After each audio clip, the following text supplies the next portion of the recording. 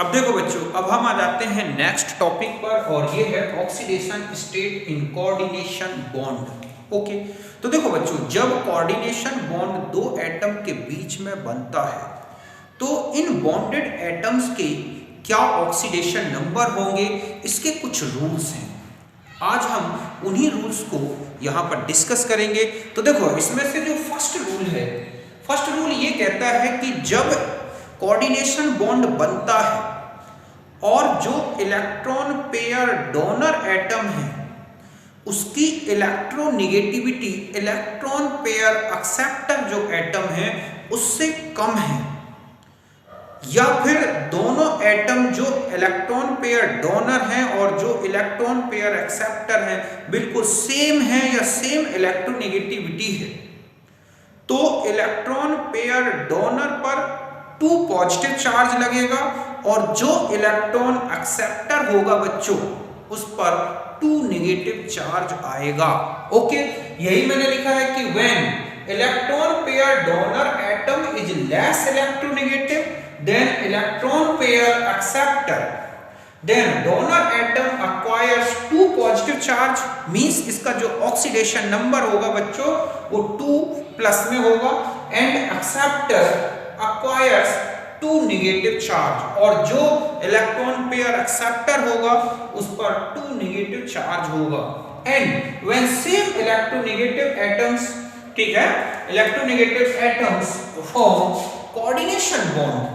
Okay, जब इनके बीच में जो दो एटम्स हैं जिनके बीच में कोऑर्डिनेशन बॉन्ड बन रहा है वो बिल्कुल सेम इलेक्ट्रोनेगेटिव हैं या बिल्कुल सेम एटम्स हैं, देन सच कंडीशन फॉलोज, तब भी यही कंडीशन लगेगी, मींस इलेक्ट्रॉन पेयर डोनर पर 2 पॉजिटिव चार्ज और इलेक्ट्रॉन पेयर एक्सेप्टर पर 2 नेगेटिव चार्ज आएगा। तो फिर से समझें, जब कोऑर्डिनेशन बॉन्ड बनता है तो दोनों बॉन्डेड एटम्स में से जो इलेक्ट्रॉन पेयर डोनर है अगर उसकी इलेक्ट्रोनेगेटिविटी इलेक्ट्रॉन पेयर एक्सेप्टर से कम है तो ध्यान रखें उस इलेक्ट्रॉन पेयर डोनर पर 2 पॉजिटिव चार्ज आएगा और एक्सेप्टर पर 2 नेगेटिव चार्ज आएगा, और यही कंडीशन तब भी लगेगी जब दोनों एटम्स बिल्कुल सेम हो या उनकी इलेक्ट्रोनेगेटिविटी सेम हो। तो समझ गए बच्चों कि जब उपसहसंयोजी बंध बनता है तो उस समय जो इलेक्ट्रॉन पेयर दाता होगा, इलेक्ट्रॉन युग्म दाता होगा, और उसकी जो ऋण विद्युता है, इलेक्ट्रोनेगेटिविटी है, वो इलेक्ट्रॉन पेयर जो इलेक्ट्रॉन युग्म है ग्राही से कम है। तो इलेक्ट्रॉन पेयर दाता परमाणु पर 2 धनावेश लगाना है और इलेक्ट्रॉन युग्म ग्राही परमाणु पर 2 ऋण आवेश लगाना है, और यही कंडीशन तब भी रखनी है जब दोनों एटम्स मींस जो एक्सेप्टर है और जो डोनर है मींस ग्राही और दाता जब बिल्कुल क्या हो बच्चों, सेम हो या उनकी इलेक्ट्रोनेगेटिविटी सेम है, तो भी यही कंडीशन फॉलो होगी। और यही मैंने लिखा है कि when electron pair donor atom is less electronegative than electron pair acceptor, then donor atom acquires 2 positive charge and acceptor acquires 2 negative charge.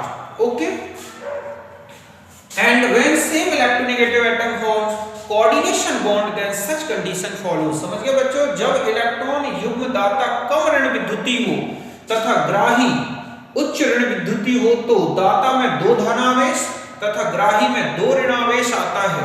समान परमाणु दाता एवं ग्राही हो तो यही नियम लागू होगा, और ये किसके लिए बच्चों, जब उपसहसंयोजी बंध बनता है। जैसे ये है H2SO4, ओके, H2SO4 में OH और OH सल्फर से ये तो है कोवैलेंट बॉन्ड से, और 2 ऑक्सीजन कोऑर्डिनेशन बॉन्ड से बॉन्डेड है। तो यहां सल्फर ने अपना एक पेयर उठा के ऑक्सीजन को दिया है, तो ऑक्सीजन पे क्या आएगा बच्चों, नेगेटिव चार्ज 2 माइनस, और सल्फर पर 2 पॉजिटिव चार्ज, मींस इसका ऑक्सीडेशन नंबर 2 प्लस हो जाएगा इस कोऑर्डिनेशन के रिस्पेक्ट में, 2 प्लस इस ऑक्सीजन के रिस्पेक्ट में या इस कोऑर्डिनेशन बॉन्ड के रिस्पेक्ट में। अब यहाँ पर कोवैलेंट बॉन्ड बना है, तो यहाँ पर ऑक्सीजन का जो चार्ज है बच्चों वो है -2, जिसमें से +1 तो यहाँ से है, तो इस सल्फर का इस बॉन्ड के रिस्पेक्ट में या इस ऑक्सीजन के रिस्पेक्ट में +1 है, जस्ट यहाँ पर भी +1 है, यहाँ ऑक्सीजन का -2 है, हाइड्रोजन का +1 है, तो यहाँ पर आप सल्फर का टोटल जो ऑक्सीडेशन नंबर है बच्चों वो कितना होगा, +6। ओके, ऐसे ही H2S2O3 में आ जाए, यहां पर सल्फर से दो तो OH बॉन्ड बॉन्डेड है, तो यहां पर इन बॉन्ड्स के रिस्पेक्ट में +1 है, यहां ऑक्सीजन के साथ डबल बॉन्ड है तो यहां पर भी +2 हो गया, और यहां पर सल्फर ने एक लोन पेयर उठा के इस सल्फर को दिया है, तो यहां पर सल्फर का -2 है, तो यहां सल्फर का +2 ऑक्सीडेशन स्टेट है। तो आप समझ गए होंगे कि यहां पर जब कोऑर्डिनेशन बॉन्ड बनता है तो ऑक्सीडेशन नंबर आपको कैसे डिटरमाइन करना है, मैंने ये रूल लिख दिया, तो आप इसे नोट कर लें। ओके,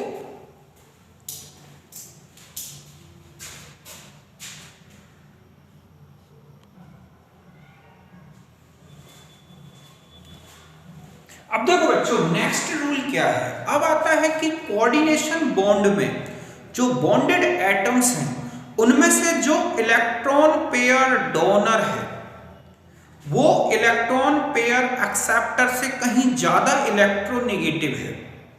फिर से सुने कि जो इलेक्ट्रॉन पेयर डोनर है वो इलेक्ट्रॉन पेयर एक्सेप्टर से ज्यादा इलेक्ट्रोनेगेटिव है, तो फिर ध्यान रखें कि दोनों बॉन्डेड एटम्स मींस डोनर और एक्सेप्टर, इनमें इस बॉन्ड के रिस्पेक्ट में, मतलब कोऑर्डिनेशन बॉन्ड के रिस्पेक्ट में कोई चार्ज नहीं लगाना, मतलब ना तो किसी पर प्लस ना किसी पर माइनस, इस बॉन्ड के रिस्पेक्ट में।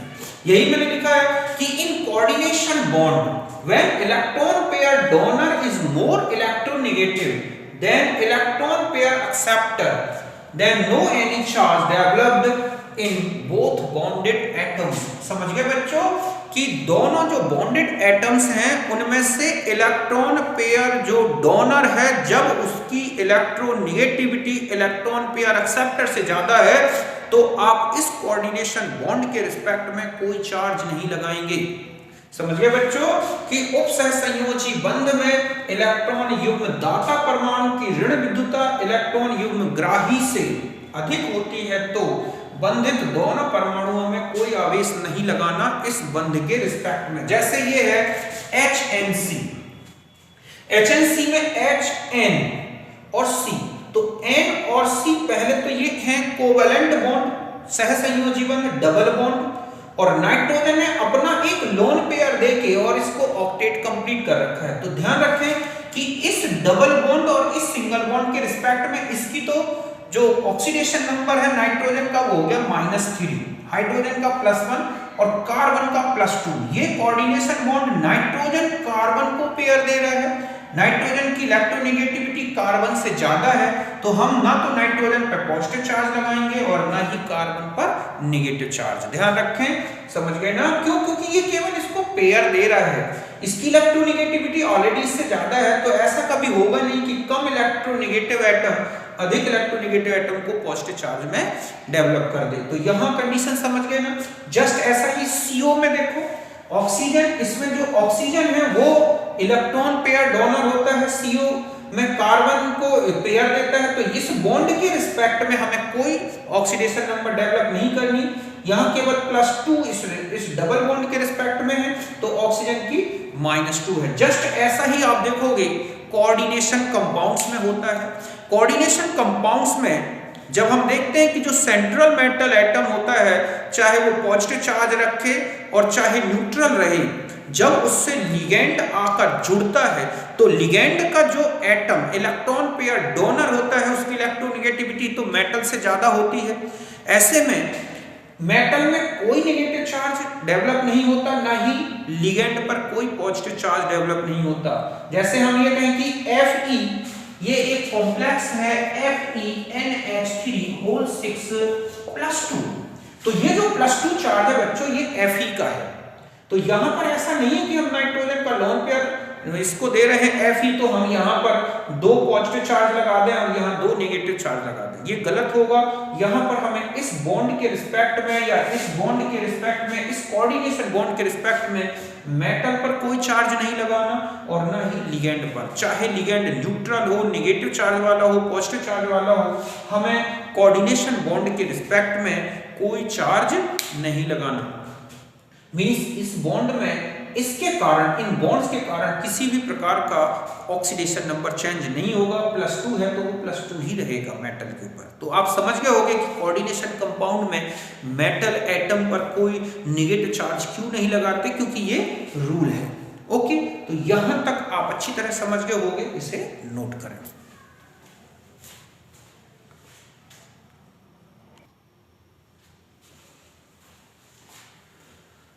अब देखो बच्चों, एक होता है ऑटो ऑक्सीडेशन, स्वतः ऑक्सीकरण। ओके, तो ये क्या होता है ऑटो ऑक्सीडेशन? तो क्या होता है कि कुछ ओलिफिनिक कंपाउंड्स जिनमें डबल बॉन्ड होता है, या ओलिफिन भी ले सकते हैं, इसके अलावा फॉस्फोरस और कुछ मेटल्स जैसे कि ZnPb, इनकी प्रेजेंस में H2O का, वाटर का, ऑक्सीजन द्वारा H2O2 में ऑक्सीडाइज्ड होना ही क्या कहलाता है बच्चों? Auto oxidation. फिर से सुने, वाटर का ऑक्सीजन द्वारा H2O2 में ऑक्सीडाइज्ड होना, किसकी प्रेजेंस में? ओलिफिनिक कंपाउंड, ओलिफिन्स या फिर जिंक या लेड के कंपाउंड्स द्वारा H2O2 में ही ऑक्सीडाइज्ड होना, यही क्या कहलाता है बच्चों? Auto oxidation. ऐसा क्या होता है कि इस तरह का ऑक्सीडेशन पॉसिबल हो जाता है? तो क्या होता है कि जो ये ओलिफिनिक कंपाउंड्स हैं, या ओलिफिन है या मेटल है, ये ऑक्सीजन को एक्टिवेट कर देते हैं। एटमॉस्फेरिक ऑक्सीजन या ऑक्सीजन डायरेक्ट पास की जाए तो उसको एक्टिवेट कर देते हैं। इन एलिमेंट्स को, इन कंपाउंड्स को बोलते हैं एक्टिवेटर्स। अब ये जो कंपाउंड एक्टिवेट कैसे करते हैं कि ये जो ओलिफिनिक कंपाउंड है या मेटल है, ये ऑक्सीजन से कंबाइन हो जाते हैं और एक एडिशन कंपाउंड बनाते हैं। ये जो एडिशन कंपाउंड बनता है, ये एक ऑक्सीडाइजर की तरह वर्क करता है और फिर ये H2O को H2O2 में ऑक्सीडाइज्ड कर देता है।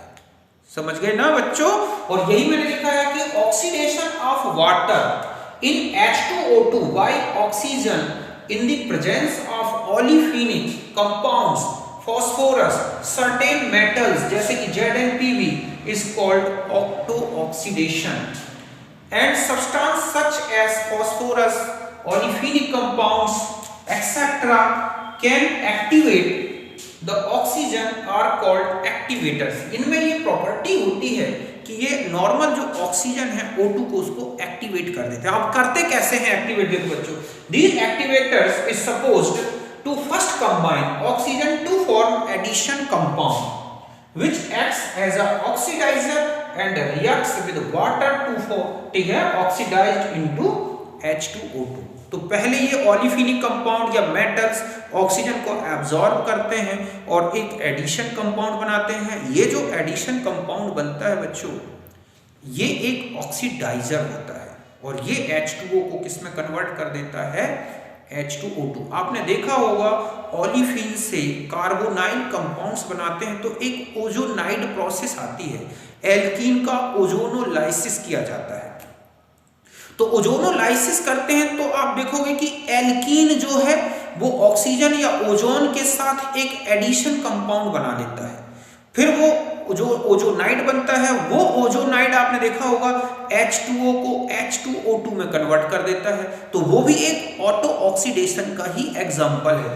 ओके, तो समझ गए बच्चों कि कुछ ओलिफिनिक यौगिक जैसे फास्फोरस, धातु, ठीक है, ओलिफिनिक यौगिक, कुछ ओलिफिनिक यौगिक कॉमा मतलब और फास्फोरस, धातु, ZnPb आदि की उपस्थिति में H2O का ऑक्सीजन द्वारा H2O2 में ऑक्सीकृत होना क्या कहलाता है बच्चों? ऑक्सीडेशन। फिर से सुने कि जल के अणु का ऑक्सीजन द्वारा किसकी प्रेजेंस में? धातु हैं जैसे कि Zn है, Pb या कुछ ओलिफिन या ओलिफिन यौगिक, इनकी प्रेजेंस में जल का H2O2 में ऑक्सीकृत होना ही बच्चों क्या कहलाता है? ऑटो ऑक्सीडेशन, स्वतः ऑक्सीकरण। ये क्यों होता है? क्योंकि ये जो एलिमेंट्स या कंपाउंड्स मैंने आपको बताया, ये ऑक्सीजन को एब्जॉर्ब करते हैं और एक यौगिक बनाते हैं, एडिशन यौगिक, योगात्मक यौगिक, जो किसकी तरह वर्क करता है? ऑक्सीडाइजर की तरह। और फिर ये जल को किस में बदल देता है बच्चों? H2O2 में। मैं एक एग्जांपल से बताता हूं, तो यहां तक आप समझ गए होंगे। देखो एक एग्जांपल ले लेते हैं हम यहां पर। ओके, आप बिल्कुल इजी गोइंग समझ जाओगे कि ये है Pb प्लस O2, यहां पर ये है एक्टिवेटर, समझ गए ना। ये कंपाउंड बना PbO2, एक एडिशन कंपाउंड, योगात्मक यौगिक, समझ गए बच्चों। एडिशन मतलब पूरा जुड़ गया। फिर यहां पर आया H2O, तो ये चेंज हो गया PbO और इसको इसने चेंज कर दिया H2O2। तो यहां से ये जो है यही क्या है बच्चों, ऑटो ऑक्सीडेशन। ओके, तो इस तरह की रिएक्शंस जिसमें वाटर का H2O2 में ऑक्सीडेशन हो जाए वही ऑटो ऑक्सीडेशन है। तो इस तरह का ऑटो ऑक्सीडेशन आप इसके कुछ एग्जांपल्स और भी देख सकते हैं। जैसे आपने देखा होगा ये है ओलिफिन, ओके, और यहां पर हम ले लें क्या, O3, आपने देखा होगा ये बनता है CHO,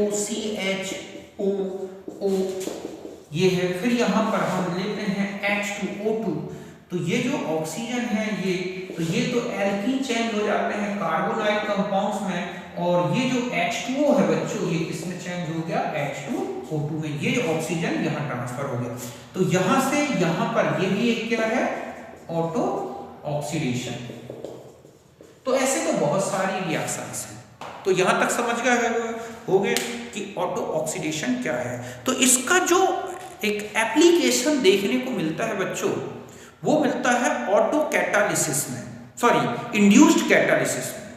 ओके, आपने देखा होगा कि एक इंड्यूस्ड कैटालिसिस में एक रिएक्शन दूसरी रिएक्शन को कैटेलाइज्ड कर देती है, तो वहां पर एक ऑटो कैटालिसिस का एक इंड्यूस्ड कैटालिसिस का यूज होता है, वहां पर ऑटो ऑक्सीडेशन प्रोसेस चलती है। तो पहले आप इसे नोट कर लें, मैं उसका आगे एग्जांपल आपको बताता हूं।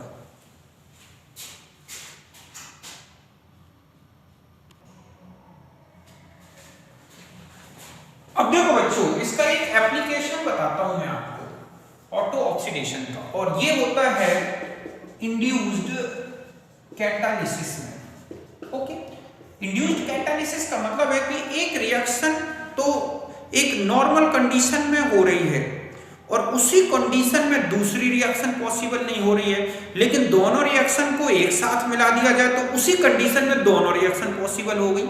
तो एक रिएक्शन ने दूसरी रिएक्शन के लिए कैटालिस्ट की तरह वर्क किया, ऐसी रिएक्शंस को बोलते हैं हम क्या, ऑटो कैटालिसिस। ओके, तो यहां पर एक ऑटो ऑक्सीडेशन का यूज होता है। तो देखो ये है Na2SO3, इसका ऑक्सीडेशन एयर से Na2SO4 में हो जाता है।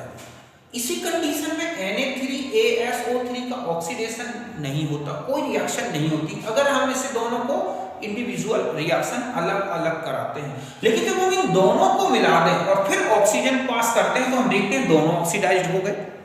तो यहां ऐसा क्या हुआ कि ये ऑक्सीडाइज्ड हो गया, इसने यहां क्या किया ऐसा, तो यहां पर जो Na2SO3 है ना बच्चों, ये यहां पर एक एक्टिवेटर्स की तरह वर्क करता है। ओके, कैसे वर्क करता है इसकी मैकेनिज्म समझते हैं।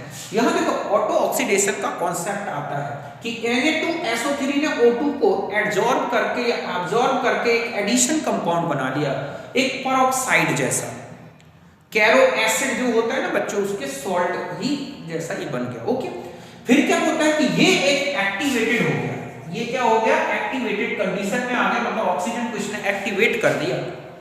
फिर इसने अपना एक ऑक्सीजन उठा के इसमें ट्रांसफर कर दिया, तो यहां से इसका यहां पे क्या हो गया बच्चों, ऑटो ऑक्सीडेशन हो गया इस तरह से। तो यहां पर आपने देखा कि जो इंड्यूस्ड कैटालिसिस है वो ऑटो ऑक्सीडेशन द्वारा ही पॉसिबल होती है। तो समझ गए होंगे, वाटर का H2O2 में ऑक्सीडाइज्ड होना या और भी अदर कंपाउंड्स हैं उनका इस तरह से ऑक्सीजन द्वारा ऑक्सीडाइज्ड होना किसी की प्रेजेंस में, एक्टिवेटर की प्रेजेंस में, ये प्रोसेस कहलाती है ऑटो ऑक्सीडेशन। तो यहां तक आप इसे नोट कर लें।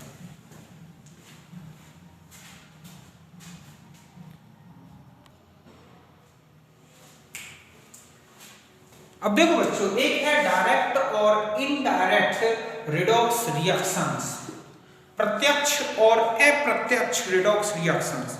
तो देखो अगर हम आते हैं फर्स्ट कि डायरेक्ट रिडॉक्स रिएक्शन क्या है, प्रत्यक्ष रिडॉक्स अभिक्रिया।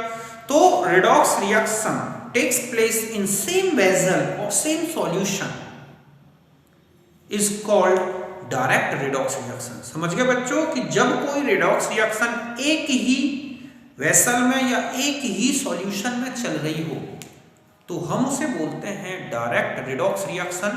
फॉर एग्जांपल इलेक्ट्रोलिसिस, आपने देखा होगा इलेक्ट्रोलिसिस में हम एक फ्यूज्ड या एक्वस सॉल्यूशन लेते हैं और उसी में इलेक्ट्रोड और कैथोड लगा दिए जाते हैं।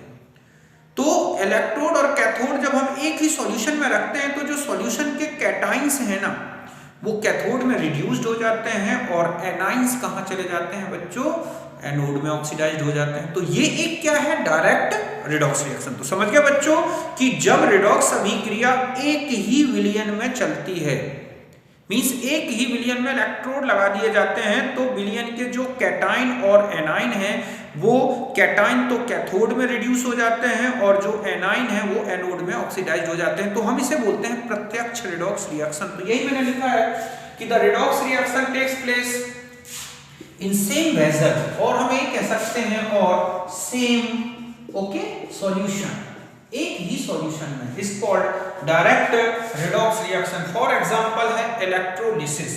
जब रिडॉक्स रिएक्शन एक ही पात्र या विलयन में चलती है तो इसे बोलते हैं प्रत्यक्ष रिडॉक्स रिएक्शन। जैसे विद्युत अपघटन, आपने NaCl फ्यूज्ड ले लिया इलेक्ट्रोलिसिस की, तो ये तो आपको कहां मिल जाएगा बच्चों, कैथोड में। ओके, ये कहां मिलता है, कैथोड में आ जाता है, रिड्यूस हो जाता है, कैथोड रिड्यूस्ड होता है। ओके, और ये कहां आता है, एनोड में ऑक्सीडाइज्ड होके, तो ये ऑक्सीडाइज्ड प्रोडक्ट है। ओके, और ये रिड्यूस्ड प्रोडक्ट है। तो ये एक ही सॉल्यूशन में लिया जाता है। आपने देखा होगा इलेक्ट्रोलिसिस, सोडियम क्लोराइड का इलेक्ट्रोलिसिस है और भी। ओके, अब हम आ जाते हैं, दूसरा है ये हो गया डायरेक्ट रिडॉक्स रिएक्शन। पहले आप इसे पूरा लिख लें, फिर मैं इसको भी आपको समझा देता हूं। ओके, अब हम आ जाते हैं, दूसरा हमारे पास है indirect. Okay, indirect redox reaction, एक प्रत्यक्ष बच्चों। तो redox reaction takes place in different vessels, हम बस इतना कर रहे हैं, डिफरेंट वेसल्स और डिफरेंट